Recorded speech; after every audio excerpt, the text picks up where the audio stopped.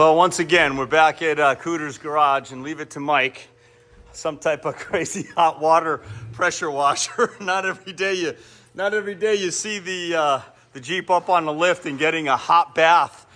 Just really cleaned everything so nice, which will make it a lot better for the next part we're gonna do, which is basically grind off these lower control arm mounts. You can see one right there. Nice look at the undercarriage, just kind of getting, we got a lot of the dirt out of the frame rails, which were completely packed. We hit them with the air hose and then basically just kind of washed it out. Nothing crazy, but just to make it a lot nicer. I mean, it's not often you get your gas tank out and really get underneath the Jeep and just kind of go through it. Transfer case, I was able to clean that. The bottom of the motor, you can see it, just kind of cleaned everything up really nice. Really cool. Really, really cool.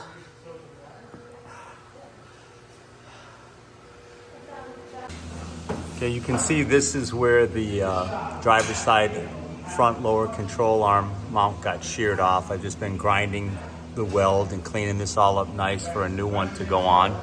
So that's coming out good. And then I got to grind the welds off the other three. Well, boys, some of them fall right off. Some of them fight you like there's no tomorrow. So working on this rear passenger side lower control arm mount, trying to peel this thing off. Then I can get a hammer and a chisel under here and keep grinding away at the actual weld. Right. Once again, these things are no joke, man. I mean, I get this damn bracket off and I can start working on this. Same thing on the other side. So I'll start moving this back and forth. See if I can rip it. See if I can rip the weld. There you can see it right there. It's starting to spread. Come across, move this thing back and forth. Okay, boys. This is what you're looking for. Wow. Got one end off, then just twisted it back and forth. That's nice. I'll be able to hit that with the flap wheel and clean the inside up real easy. May take a little more work on the outside, maybe get the punch behind it, but happy with that. So what Mike's doing is he's prepping the front new Barnes lower control arm mounts, and what he has is these aluminum spacers, which are the exact same thickness. Plus a little bit. They're a little bit yeah, thicker, just a little. And this will work out really nice. So he's 16. gonna, you can see it's a two-piece. He's gonna tack this, weld it up. He's doing both fronts, getting them made. The rears are one piece, and as you can see now, I got this off. Now I'm trying to get this last piece off, then it'll be flap wheel time to basically get rid of the weld. So I had forgotten, I had taken a couple of these off a Wild Bill's Jeep, and I forgot just how much work they are to get these things off. They're no joke.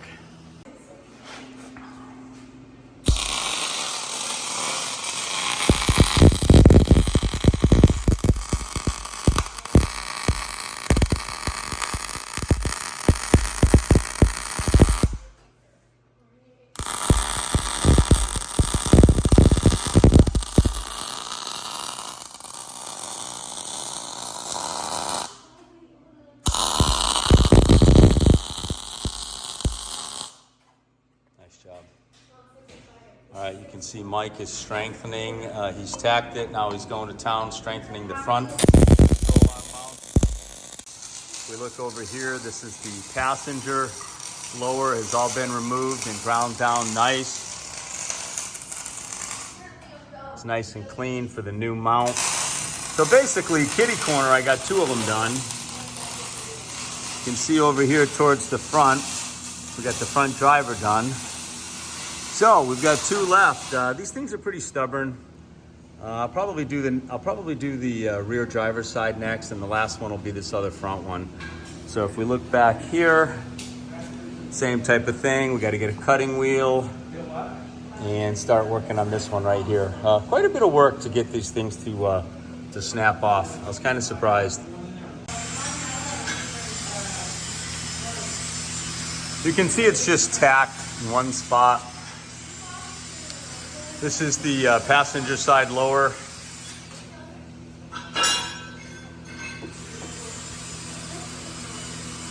Obviously, this will end up being in there.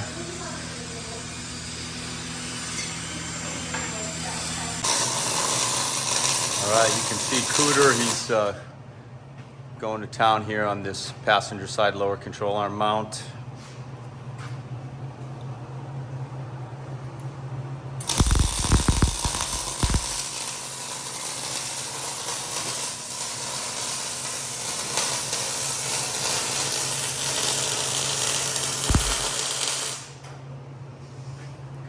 There you go. What do you think? It's on fire. Yeah. There we go. Burning in nice and hot. Nice and hot, yeah. I don't want that to go anywhere. Unlike the stock stuff, right? Very nice. I don't think you've had that welder long enough in the cooling tip on leather. Cooter's back at it. He's going to town on that lower control arm mount.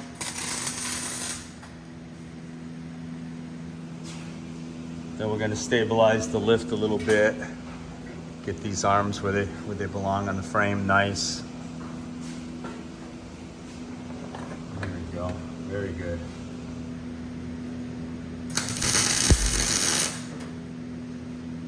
Owns out all the way back to here. Oh, okay. So that goes to the now the black. Which you have. All right, Mike's got this lower control arm mount burnt in really good. Up here towards the front, I'm struggling a bit. I'm gonna get a Sawzall, do a cut across that way, and then it'll be flap wheel time to get rid of some of that metal. That'll be the third one off. And then of course the last one will be the driver's side. In my opinion, the rears came off easier as far as cutting them. I mean, obviously on the passenger side, the gas tank was out. That really helped. So I'm pleased, but it's definitely bulwark, but it's coming along. It's coming along. I mean, it's late at night and we're still working hard on this thing, and we'll be calling it soon. Okay, a lot of grinding. It's so interesting that the driver's side just peeled off like nothing. And this one here, probably I got about two hours cutting and grinding this one to get it off, but you can see it's in good shape and ready for the new mount to be tacked. So the fronts are all set. I'm gonna pan over here. You can see the driver's side in the go position. And we have the rear one. This morning, this got painted up. Mike had welded this last evening. And all that's left now is we'll pop this control arm out of there and get this mount ground. All right, Mike and I, you can see my hand is holding this. You can see the mark. Our original measurement was 13 inches off the tranny cross member to the center of that hole. So that's what we're duplicating it. He'll be tacking this shortly, and then he'll be going to town. All right, you can see Mike's got the welding gear on. It's been tacked, and now he's going to town. We're happy with the measurements. Pretty good fit so far. And I'm gonna start working on grinding that last control arm mount. Amen, I wanna put an end to that.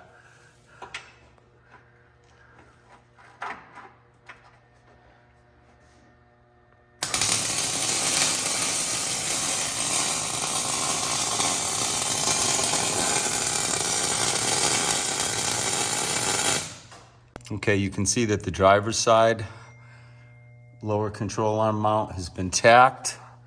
Just kind of coming around so you can see that. That'll all get welded up, and then I'll go pan over to the passenger side that Mike just completed the welds on.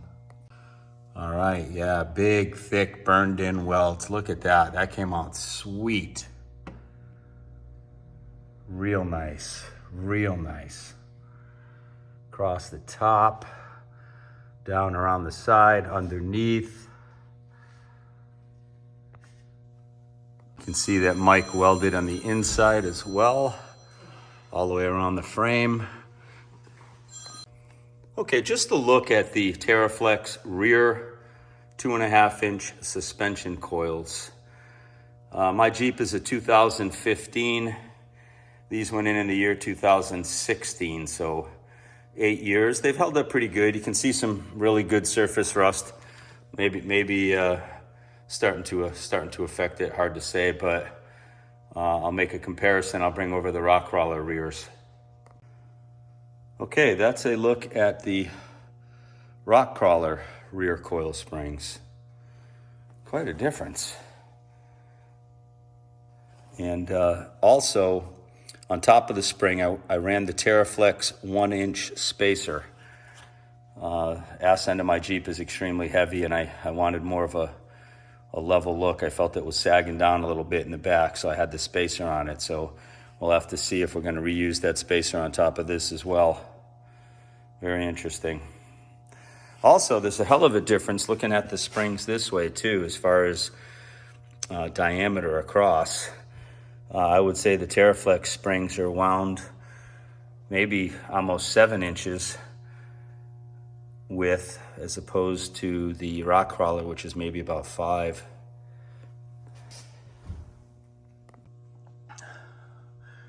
Making some progress on the last one. Get that other piece off, and then do a lot of grinding and get this all cleaned up, pry it off, grind it off, however I can. Pretty stubborn. All right, you can see that Mike is on the last mount. The ones in the front have been all welded up nicely, measured, remeasured, painted. Came out really nice. Very, very beefy. The other thing that we ended up doing is there are 3 nuts, 5 of them actually, on this tranny cross member for the armor. And Mike had the metric tap, so we tapped these out, cleaned these welded nuts across here. So the idea is when we get to that point, we're putting up that armor, we want things to go together nicely. So that's where we are today.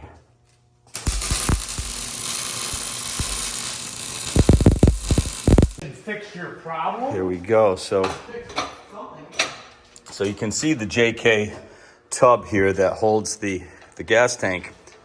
And one of the things that happens is, as you wheel, you take shots right here, and it ends up curving this. Now, so what we're going to do is put it in the press and straighten this, which will help us fit the front end of the gas tank holder into position into the tranny cross member. And then we'll have to do the same thing with the 1/4-inch steel rock hard 4x4 belly armor, because that thing was really curved this way. So that's what's going on right now. Mike's setting up the press, and we'll get this thing straightened out. This ain't gonna take too much. This is a common theme with my Jeep, where we're always straightening out the armor. But you can see it. I'm gonna zoom in. You can see it lifting that nose up and pushing that down. Probably right there somewhere. I'm just gonna go down flat. Nice, because it's probably gonna have a little spring back anyway. It will. Nice. And then maybe we'll move over a little. Yeah, move over a little to the right. Well, quite a bit of spring, yeah. Wow, that's interesting. Yep.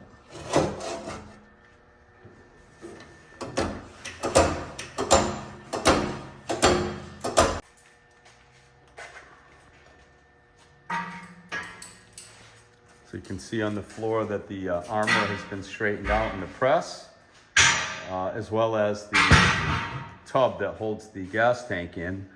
So we're gonna put these control arms in and kind of get them in place. That's pretty exciting. We'll be taking care of that here shortly. And then all 4 arms will be all connected up. And it's just another step in the right direction. But the main goal now is to get the gas tank and this armor installed. So that's gonna be our piece of work right now, and that may be it for today. See here that Mike has used some straps, a chain fall, a come along basically, and he's using the new tow hook that I have, so that gets its first test. One at the JF Off-Road Christmas party. But obviously what's nice about it is now we can kind of twist the whole axle downward to get the room to line these up. So that's where we are right now. So what you can see now is now the chain falls on the tranny cross member. You can see the strap that Mike has around the differential, And that way he could just ratchet this thing up to bring the control arms right into place. This bolt doesn't go all the way through on purpose now because we need the room for the gas tank. But you can see on the other side, everything's lined up nice. And it went pretty well, fit good. Okay, in order to get more flexibility on the front end to get the front lower control arms in, we just took the track bar bolt out. You can see where it was. Obviously the whole axle shifted a lot. It's really only being held by the sway bar end links and the shocks, but it's holding nicely. But we got to do a little adjustment, then the control arms will be in. That's a big deal. Well, guys, this is really big. It really lined up nice with not much effort. The control arms went right into the new mounts beautifully. I got the nuts on them. There's flag nuts. They're just sitting there loose, but it's really good to have all these bolts in place and have things kind of lining up. So having the control arms in was a big deal for us. And that gets us back to the gas tank. But if you flip over, it closes off, so the fuel doesn't run out through the vent. Okay, Mike is just, we were just going over the various lines. This is what the top, your electric pump motor is actually in this white enclosure that goes down into the tank. This line right here is what the pump actually sends into the fuel injectors right here. You can see it right there. And then as Mike said, this is a vent line right here, right, Mike? Yeah. This one? That goes up to the vent ends valve up under the hood. Being this hose right here. So that's it. We're going to pop this into the tub and start lining things up. Well, we're just taking a good close look at the gas tank inside the tub right now. We're doing some prep work. And then you can see the armor also has been straightened, so we're bringing over the table to get it underneath. For the look, just lining things up, doing our homework, making sure everything's in the go position. This thing here, Mike, this one wire stays up top. This one wire stays up top. Well, usually it comes, yeah. I don't think that goes underneath the, that definitely stays up above the e-brake cable. Yeah, that one there hangs down for the fuel pump. Where does this go to? That goes, I saw where it goes. The only electrical we unplugged. No, was there this is plugged into there's a valve or something back here. Goes right into here. Yep, there it is. I haven't seen this on all of them. I don't know what that does. Oh, it's got a push button on it of some sort too. Maybe that's a newer year thing. Yeah, I don't know what that does either. Kind of strange. So it's got to be like a pressure switch. Yeah. Just looking at the gas tank, you can see that a bolt will go through here. So this still needs to get up into position, up into this area of the frame.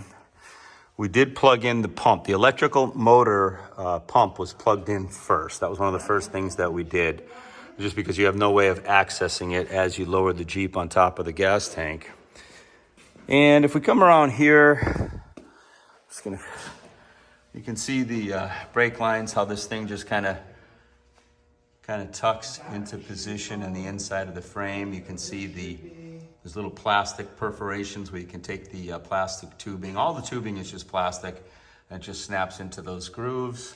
And then if we come to the top side of the tranny cross member, this is the actual piece that broke wheeling months ago. This is the actual, from the pump, this is the fuel line right here. So you can see it. It actually goes in there and there's a lock for it. And then this line right here goes up top. It's like a vent line. So there's just two things to hook up here on the front side of the gas tank. Just to take a little look, you can see what you have here, okay? So this harness right there just plugged into the back of that. This one we're gonna do when the tank gets up into location. And then of course you got a traditional hose clamp for the spout. So we're almost, you can see, notice the blue lock on that piece right there. And then I have a red lock for the fuel line for the feed in the front. Okay. Come around in there and see that's not hooked up yet. We're gonna wait and hook that up last. See that hose right there? I'm zooming in. So that one still has to get hooked up right there. But we're gonna wait till the tank gets a little higher. Just a little look at the connections. This is the back side of the evap canister. So you can see you have a line right here on the left and then two others. That's just the bungee cord right there holding up the drive shaft, but just a glance at the back side of the evap canister.